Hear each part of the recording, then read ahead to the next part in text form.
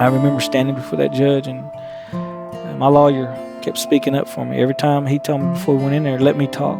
Don't say anything, let me talk. And so that's what I did. I didn't know any better. I'd never never been in court like that where I was the one being, tried.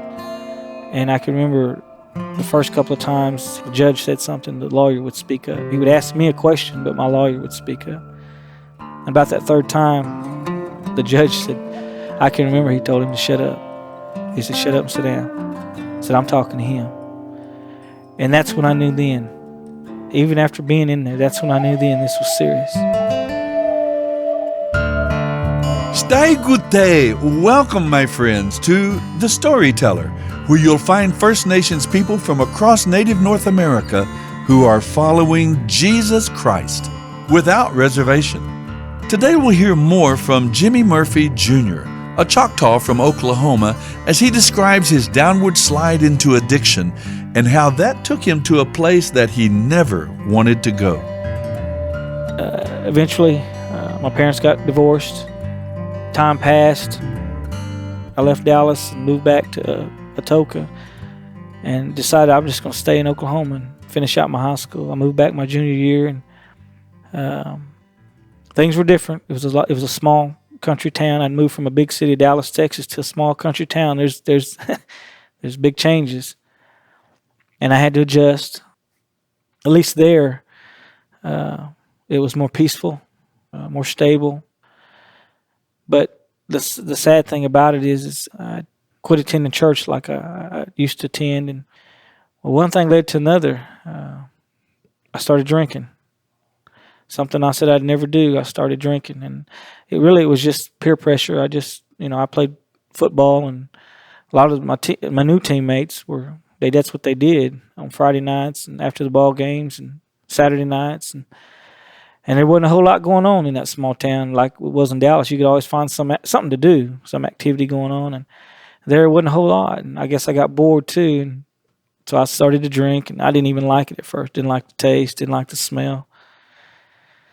But I kept drinking to try to fit in. Well, over time, I started liking it. Started more than drinking. Started drinking besides beer, alcohol, whiskey, liquor, and then it led to drugs and smoking marijuana and doing all those things I said I'd never do. And then, of course, everything that goes in that territory. Just making all out bad decisions, bad choices.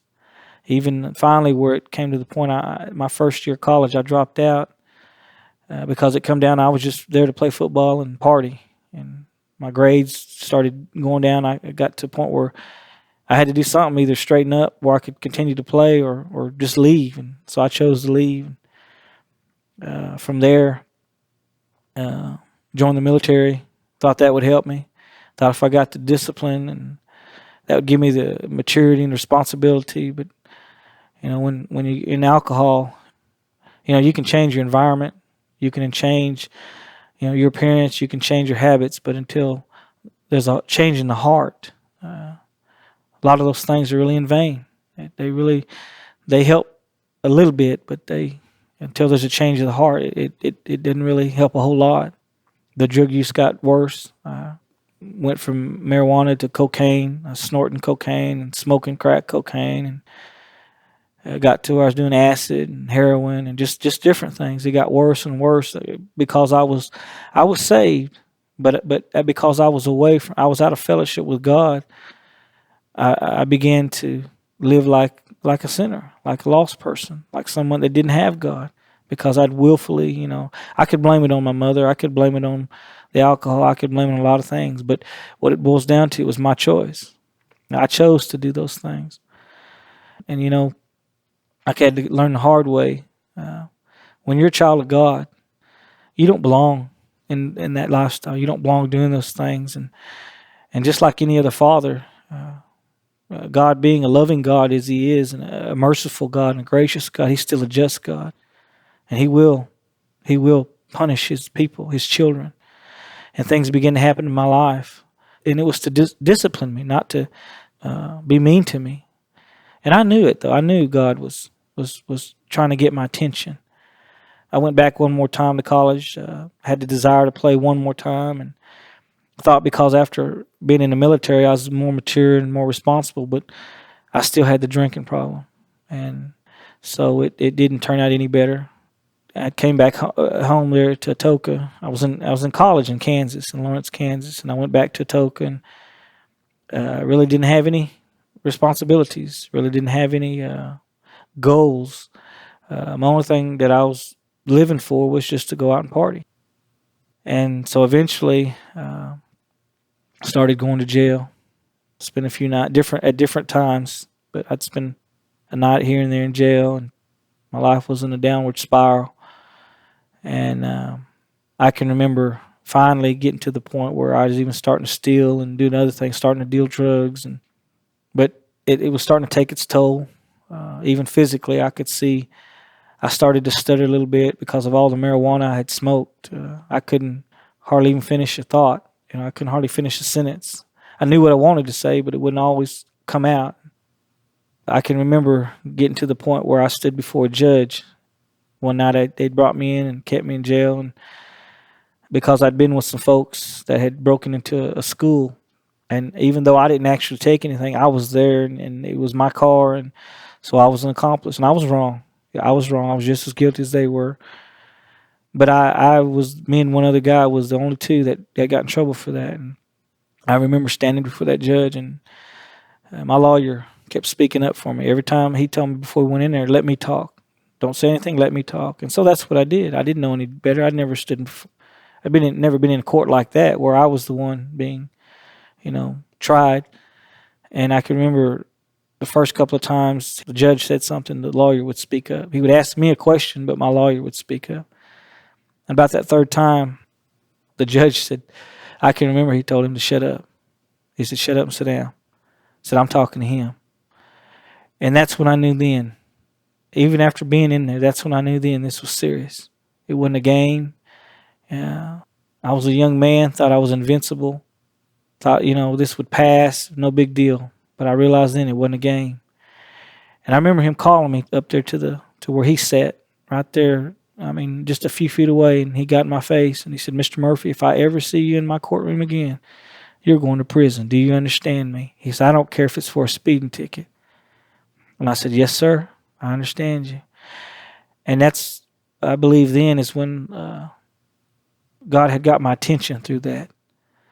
I got on probation, served my probation time. It was like 3 years. I had to pay restitution and report every month, and had to hold a job down, and had to do some community service and just different requirements they made of me. But even in that, even though God had got my attention, I slowed down in my partying, but I didn't stop partying. It wasn't until I met my wife. Her name is Sherilyn. And she was raised in a Christian home, but she was kind of out there like I was in the world. But she didn't really party like I did. She'd drink every now and then, but it wasn't one or two maybe. It didn't have a hold on her like it did me. We ended up having children together. And I can remember I've got 3 children now, but at the time it just my oldest 2. I have a little daughter and a little boy, and at that time they were real little. But I knew where my blessings came from. I knew who had blessed me with my wife and my children. But I still chose to do what I wanted to do, and which was to continue drinking. And even though I had gotten threatened by the judge the way I did, it had me. I couldn't put it down. And then I began to turn into exactly my mother. I began to fight with my wife, start arguments, and they were all my fault. I'd start an argument. I had a hot temper, just like my mother did, and it didn't mix. I would, take it out on my little ones. I'd be grumpy with them, gripe at them. And of course, they were so little, they didn't even understand. They just would get scared and cry. And I was turning into everything that I always told myself I wouldn't be. I always told myself whenever I have kids, I can remember laying in there as a little boy and hearing my mother curse and break things. I remember telling myself, if I ever have kids, I'm not going to do that to them. I'm not going to scare them. I'm not going to drink. I'm going to love them and take care of them. And then here I was years later doing exactly what I said I wasn't going to do. And it hurt me. And the sad thing about it is I couldn't stop. I couldn't stop it. And I remember my wife finally gave me an ultimatum.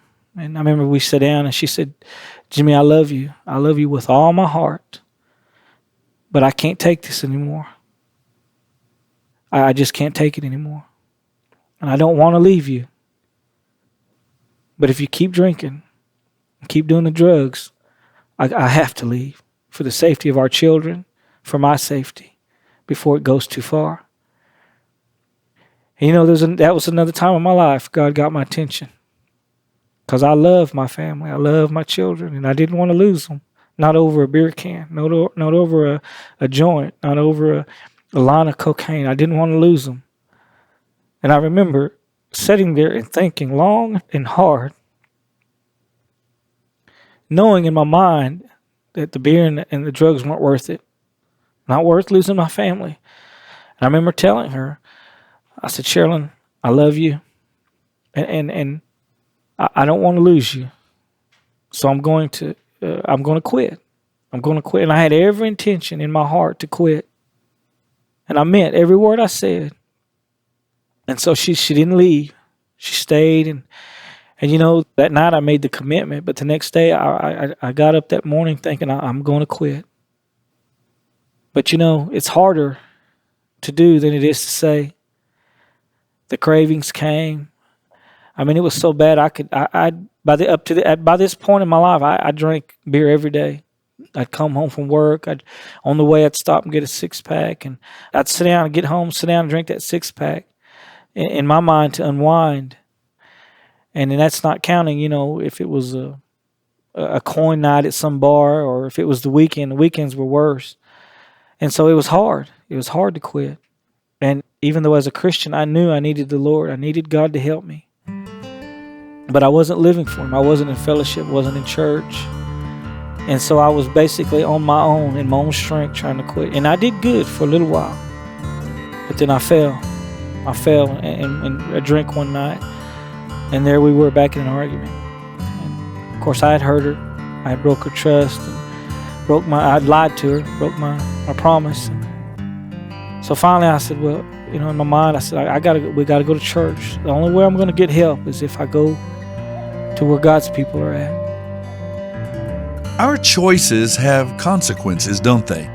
We read in Galatians chapter 6, do not be deceived. God is not mocked. For whatever one sows, that will he also reap. It's true. Jimmy is faced with losing what is dearest to him because of his addictions. Thankfully, as you'll hear next time, that's not how his story ends. But what about you? Whether you've been in Jimmy's shoes or not, we all have sown seeds of destruction, and that's exactly what we deserve and what we'll get unless we are right with God. And we can be right with Him if we'll humble ourselves and put our trust in Jesus, the one who faced God's wrath so that we wouldn't have to. My friend, believe on the Lord Jesus Christ and you shall be saved. Want to know more? Visit our website withoutreservation.com and click on the tab New Life, or download the Storyteller radio app and choose Hope.